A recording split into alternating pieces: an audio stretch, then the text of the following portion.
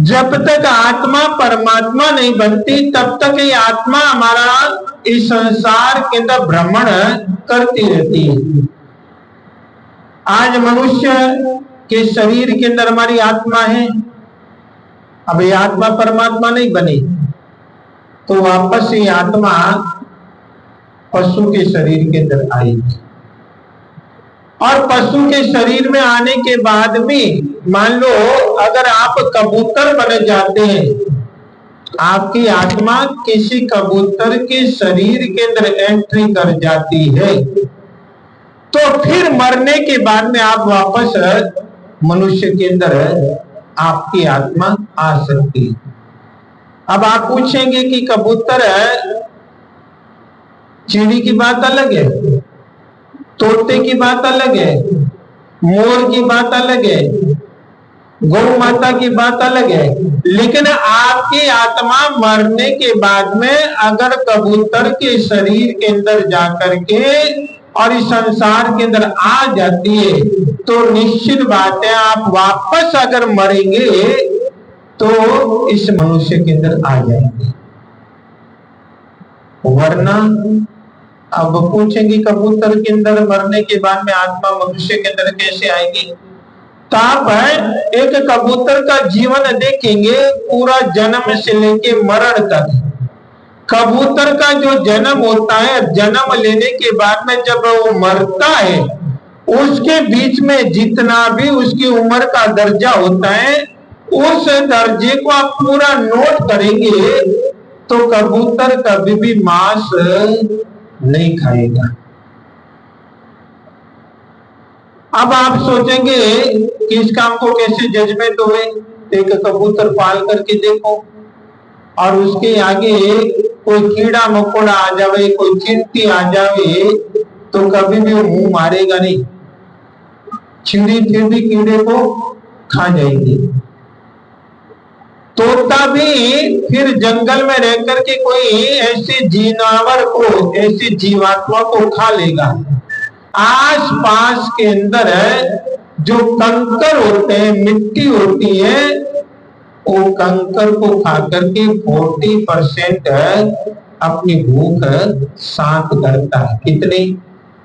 और खाता क्या है? कंकर।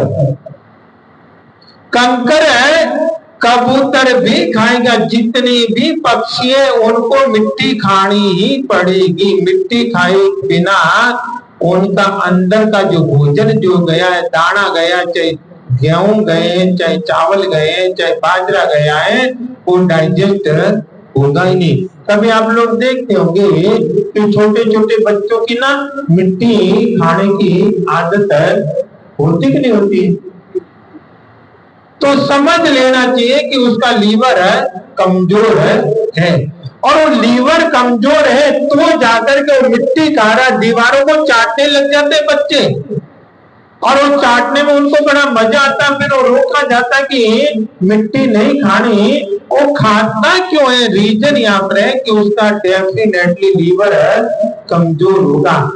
क्यों? क्योंकि लीवर ही हमारे भोजन को पचाने का काम कौन करता है? लीवर करता है।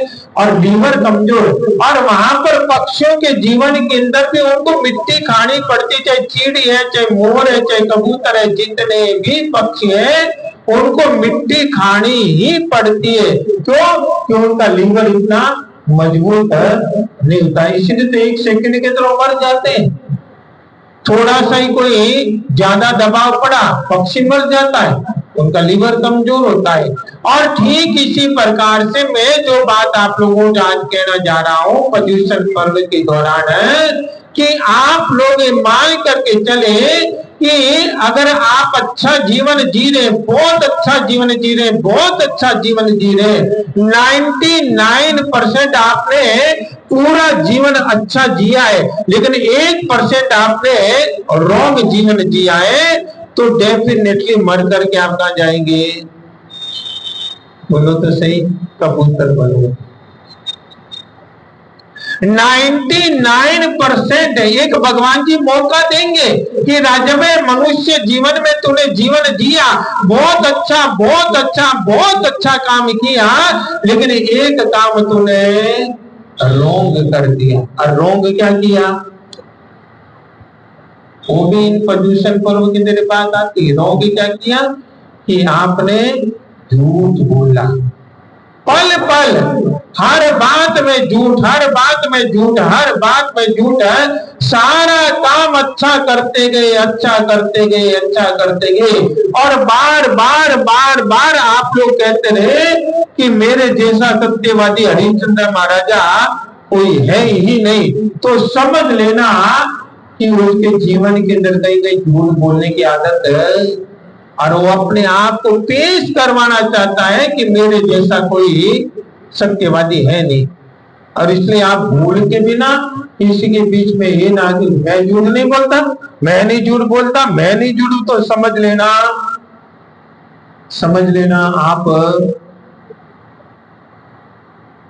आपकी अंतरात्मा जानती है,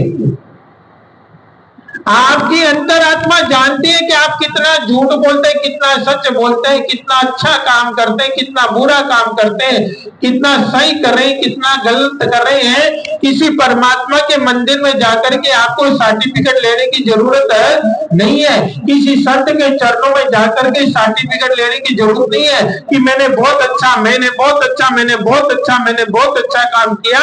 और उस समय आप लोग ये मान करके चलना कि अंतर आत्मा को पूछना कि मैंने कितना गलत किया और कितना से। अपने आप ही आपका मन जजमेंट कर देगा कि राजवी आप मंदिर में घंटियां बजाइए, तिलक निकाले, सब कुछ किया, सुंदरकांड का पाठ भी किया होगा रोजाना, लेकिन अंतर आत्मा आपकी गवा देगी कि राजवी तू यहाँ पर झूठ या गलत है।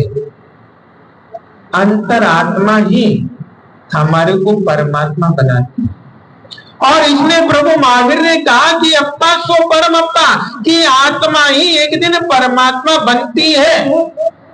चाहे वो पशु योनि के अंदर हो, चाहे नरक योनि के अंदर हो, चाहे देव योनि के अंदर हो, और चाहे मनुष्य योनि के अंदर। चार ही योनियां हैं, चार ही सब्जेक्ट है आत्मा के भ्रमण करने का। या तो मनुष्य योनि में जाएगी, या नरक में जाएगी, या देव में जाएगी, या लेकिन ये चारों योनियों को पार करना है।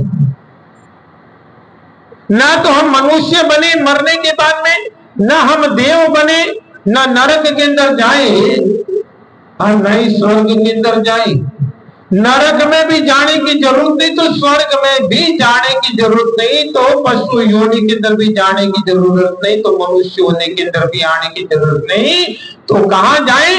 आत्मा हमारी अजर अमर बन जाए, बार बार उसका जन्म और मरण होने का छुटकारा मिल जावे। और इसी के लिए ये प्रदूषण पर्व होते हैं कि आत्मा से संबंध जोड़ो। जितना भी हो सके आपके शरीर के बारे में कुछ मत सोचो। हम बीमार हो जाएंगे, कुछ नहीं खाएंगे, ना सोचो। हम पानी नहीं पिएंगे तो बीपी हाई लो हो जाएगा, ना सोचो। शुगर बढ़ जाएगी, ना सोचो। ये जितना भी सोचने का जो दरिया है, ये सारा दरिया शरीर से जुड़ा हुआ है। क्योंकि बीपी हाई होगा तो बीमार कौन होगा? कौन होगा बोलो तो? शरीर होगा। आत्मा नहीं बीमार होती,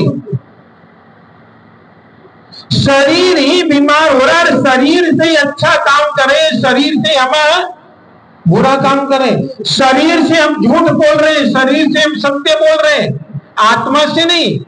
और ऐसे करते करते करते आत्मा के ऊपर आवरण बंधते जाते, परते के ऊपर परते।